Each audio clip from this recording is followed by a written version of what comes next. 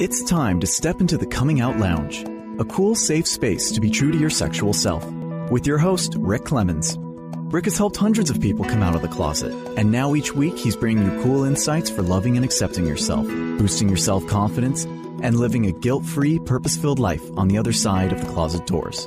Cuddle up with yourself and get ready for heartwarming coming out stories, ideas for living authentically, and tips for being fully self-expressed. Now here's your host, Coming Out Coach Rick. Hey, closet dwellers and closet busters. It's time once again for another edition of the Coming Out Lounge. I'm Rick Clemens, your coming out coach, that guy that helps you simplify your life and make big, bold moves for anything you want to do in your life. And today, I am so blessed, honored, and excited to have someone pretty special to me on the show. And we have been friends for a few years. We've had the opportunity to share some stages together and do some really powerful talks. And here's what I can say is she's truly one of those people in life who really understands what it means when the phrase is said, love is love. And what's interesting is about her and her journey is, you know, she had one of these daughters who always caught the boys' eyes, and in return, she kind of knew how to flirt right back with them. She dated, and she did pretty much everything a normal young lady would do growing up. She was active in school. She was kind of a social butterfly, pretty much your average kid. And then she went off to college and something new began to develop. And we're not talking about anything hormonal, so to speak, but something new came out about her and her life. But you're going to have to listen to the rest of this conversation to get that story. And today I bring my dear friend, Ellen Bekier, on to the podcast. She's a fellow PFLAG speaker, and she's coming on the airwaves with me to really talk about this beautiful story of being a mom, and not just any mom, but a mom who truly understands the beauty of, well, I guess what I'd say is letting your children blossom into being themselves their way and truly flourishing. She's a supportive mom to all of her kids. She's a beautiful ally to the LGBT community. She's an awesome PFLAG speaker and someone I'm truly honored to call friend, and someone that I'm really excited to have be here on the Coming Out Lounge with me. So welcome to the Coming Out Lounge, my good girlfriend, Ellen. Glad to have you here. Thanks for having me. I'm excited. I am too. And so we're gonna be really transparent, because that's how Ellen and I usually are when we're on stage together. So Ellen has literally saved my ass today. I was supposed to be recording my podcast with another guest, and that guest happened to have a pretty big accident this morning before we were recording this. And because of the beauty of Facebook, and because people are people and people know how to step up, I put a message out, and I sent a message over to Ellen and said, I've always wanted to have you on this show, and I think today might be the day if you're free. And literally within an hour, this has been in the last hour that this all came together. So first of all, I owe you a big glass of wine the next time we're together for stepping up. I'll hold you to that. Yes, I know you will. But let's really, I'm going to kind of let Ellen do what Ellen does really well. I'm going to let her just step into sharing her story. When we go on stages at colleges, universities, some churches, some, elementary schools, sheriff's departments, different places that PFLAG gets called to speak, basically what happens is we all stand up and we share our story. And then we open it up for questions. What I'm going to do today is just let Ellen tell her story, and then her and I are going to have a dialogue using some questions and back and forth that Ellen and I would normally do. But I'm going to just turn it over to you, Ellen, to start talking about your story and your beautiful daughter, your beautiful family. Okay. Just do what you do best. So it's all yours right now. I will do that. Okay. So I'm blessed to have 3 beautiful children, and my youngest daughter, Brianna, is now 30 years old, had sort of an epiphany when she was up at college, as Rick alluded to. Prior to that, in her formative years, and even as young as 18 months, when we would go out to lunch together, she would flirt with the waiter. She was always hanging around the boys. She had boyfriends, and she was pretty much boy crazy. So when she went off to Santa Cruz, she was starting to sort of withdraw. And again, prior to that, she was always very open with me, would share anything and everything with me. A lot of things that parents don't want to hear, she would share with me. And I enjoyed that relationship very much. So I would question her when she was up at school and ask her what was going on in her life. She really wasn't sharing anything with me. And when she was home for Christmas break, she, again, was very aloof and not talking to me and not sharing anything going on in her life. So I called her out on it and asked her why she was being such a bitch to me. And she still didn't say a word. And she went back up to school. And about a few weeks later, she gave me a call and said, Mom, I have something to tell you. And I said, okay, what do you have to tell me? And she said, Mom, I have a girlfriend. And I just burst into tears. And she burst into tears and basically said that, you know, she had this girl that she really liked that was in high school and in San Diego, and Brianna was up in Santa Cruz. And she again said, she goes, I'm not labeling myself. I don't know what's going on, but this is how I feel right now. So we sort of digested it. I told my husband, I shared that with him, and even my other two kids, everybody was convinced this was a phase that she was going through. And again, you know, she didn't want to label herself. She said she was taking a human sexuality class up in Santa Cruz and just sort of experimenting, as a lot of girls do in college. So she always knew that we were open and welcoming because she had a lot of gay male friends that would come to the house. They would share their stories with us. A lot of kids that had been kicked out of their homes. One kid that was sent to a mayor of a town to see if he could, you know, get him straight. And so she knew that we were welcoming, but she still was a little bit uncomfortable telling us how she was feeling and what was going on in her life. Then we fast forward a few years after that. She had a long-term girlfriend, Jackie, for 3.5 years. And it was at that point, and even before that, they entered into that relationship where she realized that, yes, she is a lesbian and that's who she is. And this was still after going out with guys and experimenting with guys, but she never had that connection with a male as she did with when she first the female kissed. And that sort of woke her up, and she kind of understood like how her other girlfriends were always feeling when they had issues with their boyfriends, you know, with the tears and the drama. She had never had that. She never experienced that until she had her same-sex relationship. So, and I always use this, I sort of had my aha moment, if you will, when Bree and Jackie were in Brianna's room, and I had some of my girlfriends up in Bree's room, and they were showing us a video, and I looked at Brianna's face, and I saw the smile on her face and the glint in her eye, and they were sitting arm in arm, and I could just see how happy Brianna was. And so I said, this is who she is, and this is great. And, you know, we were all very accepting, but that was kind of how I sort of got it, if you will. So, So it must have been a real, I guess, eye-opener for you, even though, you know, I know you well enough that you love all your kids, but then to finally have that moment where you saw that smile on her face, it must have been a real shift within yourself of, okay, this is not the phase thing that we've all been thinking it is. This is reality. Right. Yes, exactly. So as a mother, as a parent, Well, no, I think you're going right where I was going to go. So as a parent, what were you going to say? Before you even have kids, and when you're thinking about having kids, you have this dream of what you want for your child. And I mean, I learned this all along with different steps and phases with all of my kids that, you know, it's not what I want for them. It's what they have to figure out for themselves and be them true selves, true to who they are. Even though, you know, I may, you have this grandiose deal. Really what it comes down to is you want your children to be happy. I want my children to be healthy. I want my children to be good people. And I experience life as they should.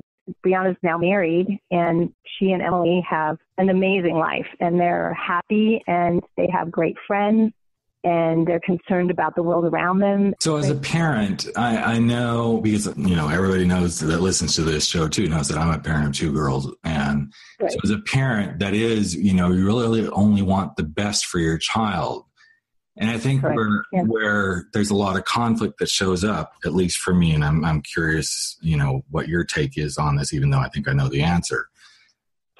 Those parents that just can't accept their child as gay, lesbian, bisexual, transgender. They just can't. And they end up, as you alluded to, throwing kids out of the house and stuff. Mm-hmm, right. How do you reconcile that in your own head, knowing that as a parent, you would only want the best for your children? So what if that's what that parent feels is the best for their children? How would you address that with someone? That's an interesting question. I have never been put in that position, to be with another parent who might feel differently than I do. I like to say, even when I speak to classes on behalf of PFLAG, I like to say that a parent's job is to be there and be, and have unconditional love for their children and support them. I mean, I'm not saying to support a mass murderer. I'm saying to support this child that didn't ask to be born. We brought them into this world. And just because you're uncomfortable with who they may love, that's not what you should be worried about. You should be worried about or be happy that your child has somebody that they love and loves them back. I think you and I have seen this numerous times when we've been speaking on stage, and we get this question in different forms, like what I just posed in different ways. Right. And what comes out of it is, it may be a form of love, but at the end of the day, what's in the best interest of your child that isn't all about you? I guess that's kind of the way I look at it is, I love my kids. My youngest one is one of those just beautiful, unique individuals. And she came home this week after being, gone for a week at her mom's house. And the first thing I noticed was, now we have bright red hair, like clown red hair. A few weeks ago it was green, and it's like, so it's about, really loving them for who they are. But it breaks my heart when I see that who you are at your core, your DNA that tells you this is, and I know we both know there's lots of religious stuff, and I'd love to chat a little bit about, I know you're Jewish and how that looks in your world, but it just breaks my heart that we can't seem to get past this. And I don't mean you and I, but we as a society can't seem to get past this when all that person is saying is, this is me. And I just you love me and accept me as I am. And I think that's a tough spot for many, many, many kids that we end up seeing when we are speaking on these panels. And I get it as a parent. I do get it as a parent that we want the best for our children, but there comes a point where, okay, well, I may not think the best for my child is, whatever, but as long as they're safe and they're in good health and they're happy, and you alluded to that with your daughter, they're really happy. Right. And that's the most important thing. It is the most important thing. I think everybody deserves to be loved, and especially by their parents. Mm-hmm. And I have a hard time with parents who can't accept that. Mm-hmm. And it's like I want to hit them on the head and wake them up and say, hey, this is your child.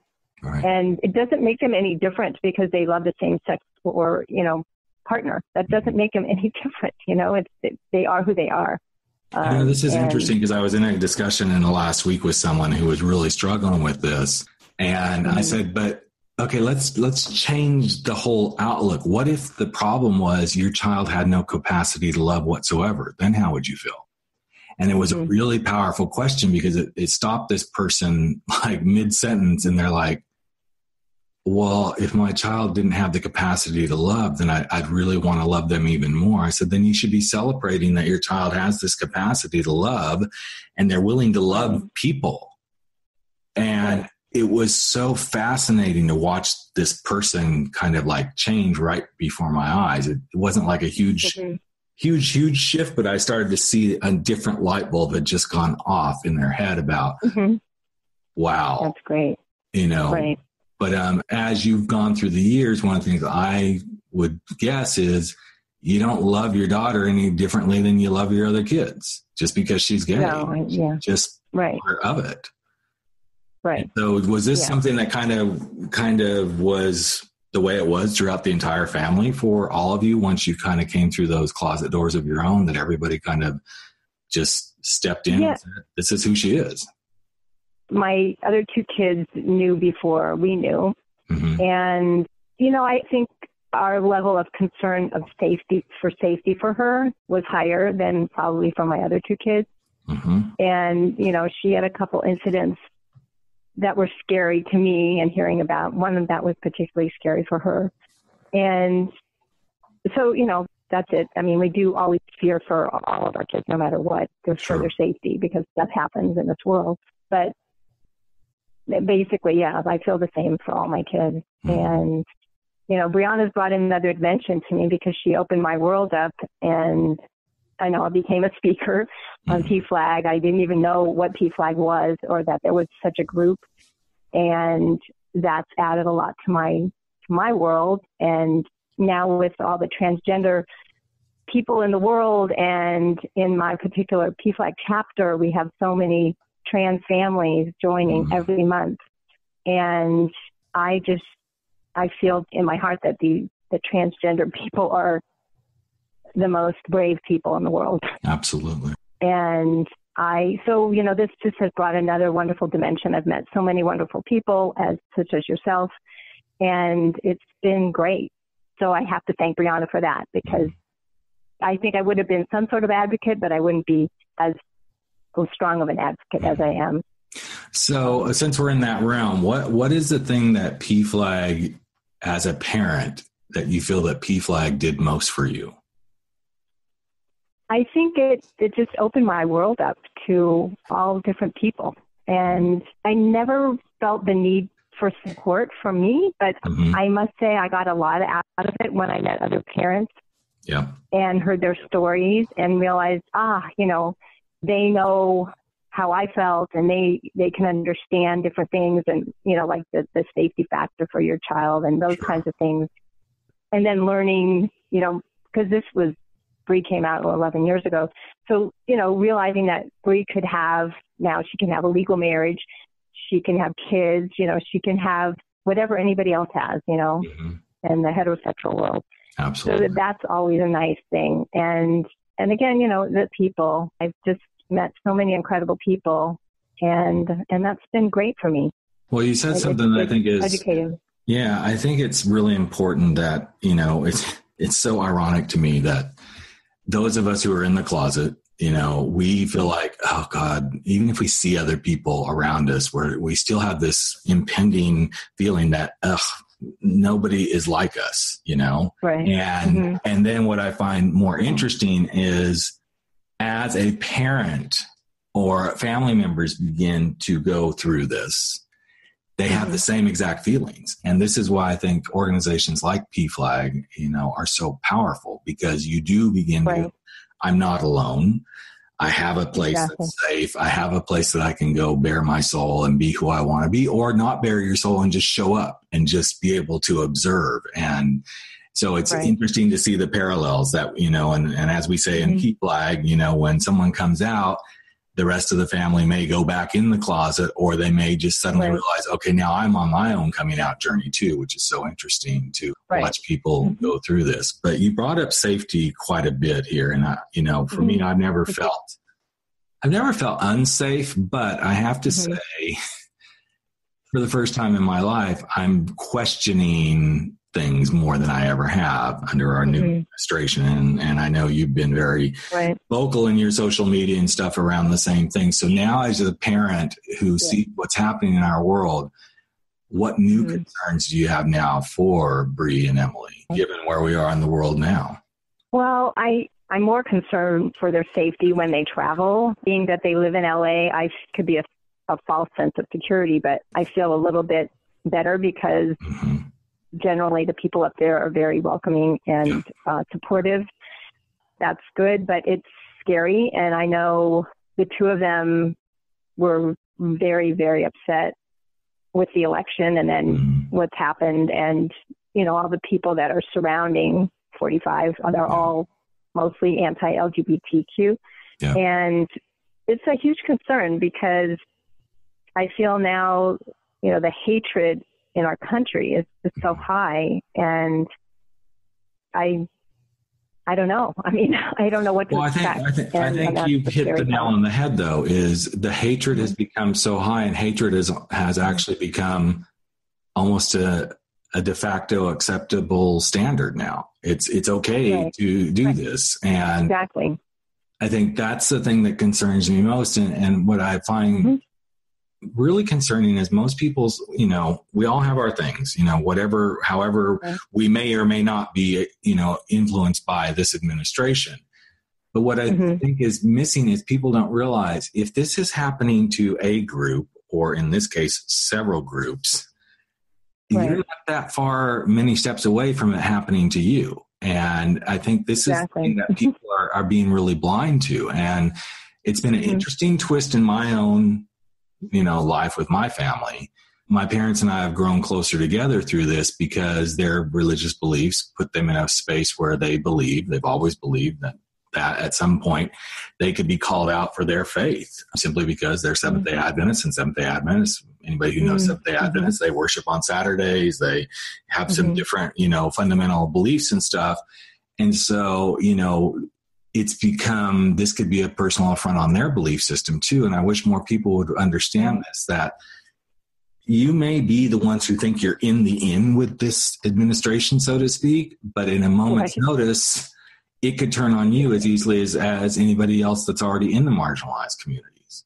And I think that's where it's really scary at this point. It's very scary. I mean, it's very scary. And being a Jew, I've experienced it before. And it's happening now. Anti-Semitism has risen just like everything else. And, the administration has given it, and the election process has given it an okay. Yes. It's okay to be an out and a hateful person. Yeah. And that's very sad.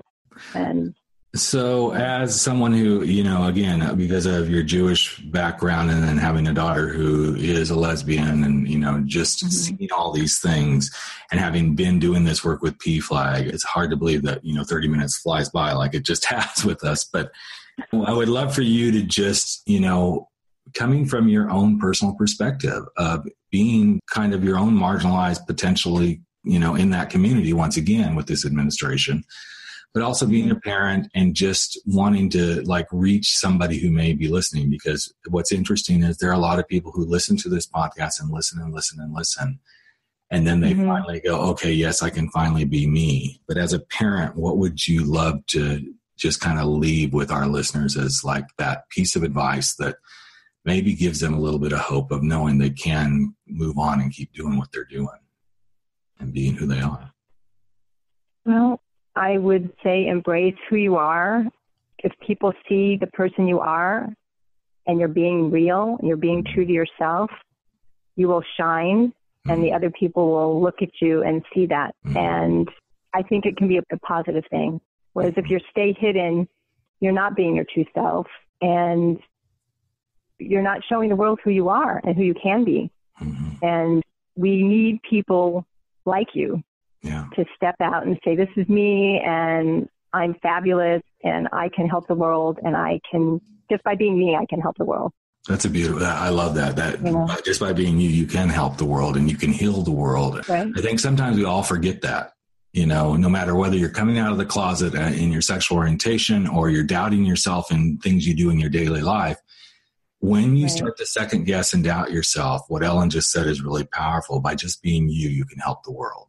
All of us. It doesn't matter what our walk of life is or anything. Even those that, we think right now are causing some of this change in who we are. It's ironic. I'm working on a very interesting talk that is putting me in some spaces where I'm comparing the similarities to myself and some of these very erratic groups. And when this talk comes out, it's probably going to shock a lot of people that I'm actually doing this talk.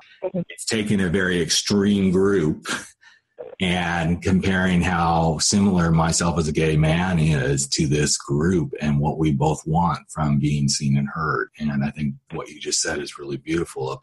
The more we show up, the more we let ourselves be seen and heard, the more we can do beautiful things in the world. I just want to say to you, Ellen, thank you for showing up today, especially at a short notice, and sharing your story and being who you are and continuing to go out there and do beautiful work, being part of the PFLAG family and helping others, because that is really, truly what this is all about. Thank you for being here with me today. We'll have information about Ellen on the show page and everything. I just appreciate you to no end. So thanks so much for being here. Happy to do it. All right. Thanks so much. Hey, Closet Dwellers and Coming Out Lounge listeners. I wanted to invite you to check something out. You know, for all the years that I've been a coming out coach, one thing I've learned is sometimes people come to do the work with me and they only need a little bit of help to get over something very particular and very important to them. It could be reconciling their religion and sexuality. Maybe it's learning how to have the difficult conversations where they say, I'm gay. Possibly it could be, oh my God, I'm out of the closet, but now how do I do this same-sex dating and mating sort of thing? Well, what I can tell you is throughout the years, there are common things that show up over and over and over again. And what I've heard most from my clients and listeners of the podcast is, I want a way to work with you just on these particular subjects. Yay, I am so excited because I've taken the action and I've made this possible. So how do you find out about these particular programs? You go to thecomingoutcoach.com, or if you're on the show page right now listening to the podcast or have just listened to the podcast, over to the right-hand side of the podcast description, everything is an icon that says one-on-one coaching sessions. Click on that button. You'll be taken to a page that describes each of the different 9 sessions I'm offering. They are one-on-one sessions that we can do via phone, Skype, or even FaceTime. They're very action-oriented. We go right to the topic that you want to talk about. And each of these sessions also includes a copy of my book, Frankly, My Dear, I'm Gay. So what more could you ask for? You get me for 90 minutes devoted to you, plus my book. So go check it out. See if there's something that could help you as you step out, step up, and step in to living your powerful truth. Take care. I'm Rick Clemens, the Coming Out Coach. I look forward to working with you. You've just experienced the Coming Out Lounge. Go online to www.comingoutlounge.com to learn more and tune in again next week for more stories and tips for being true to yourself.